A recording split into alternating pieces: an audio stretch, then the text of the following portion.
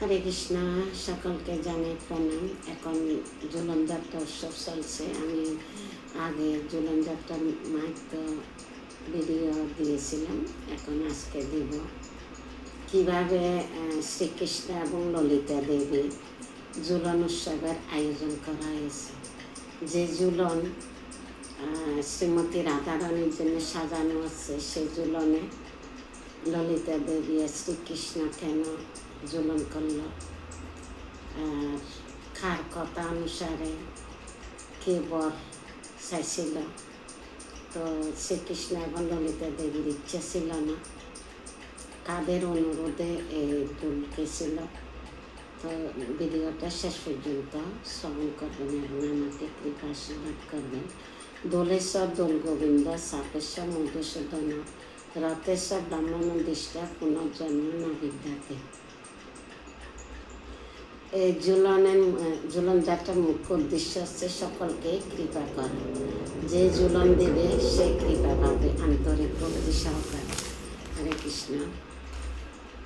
তো এই ঝুলন উৎসবে ললিতা কৃষ্ণ একবার নারদ মুনি বীণা বাদন করতে করতে ব্রজভূমি পরিদর্শন এলেন। নারদ মুনি সুমধুর বীণা বাদনে মুগ্ধ হয়ে কৃষ্ণ তাকে একটি বর দিতে চাইছিলেন।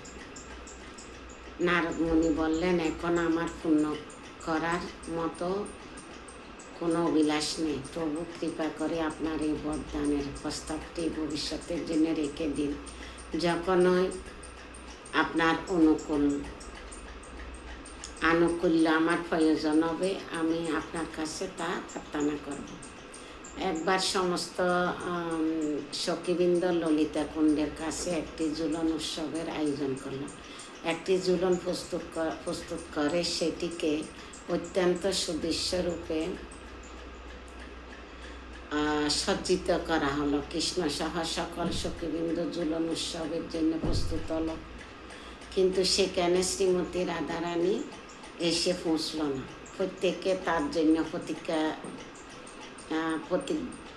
করতে লাগলো। তখন তাকে সারা এই উৎসব আরম্ভ করা যাচ্ছিল না। সেই সময় নারদ মুনি উৎসবস্থলে উপনীত হলেন। মুনি জিজ্ঞাসা করলেন, এখানে এইসব কিসের আয়োজন চলছে, উপলক্ষটি কিসের? সখীরা উত্তর দিলেন, আমরা রাধা ও কৃষ্ণের জন্য ঝুলন উৎসবের আয়োজন করছি। সব কিছু প্রস্তুত, কেবল রাধারানী এখনো এসে পৌঁছেনি। আমরা সকলে তার আগমনের প্রতীক্ষা করছি। তখন নারদ মুনি শ্রীকৃষ্ণের কাছে গিয়ে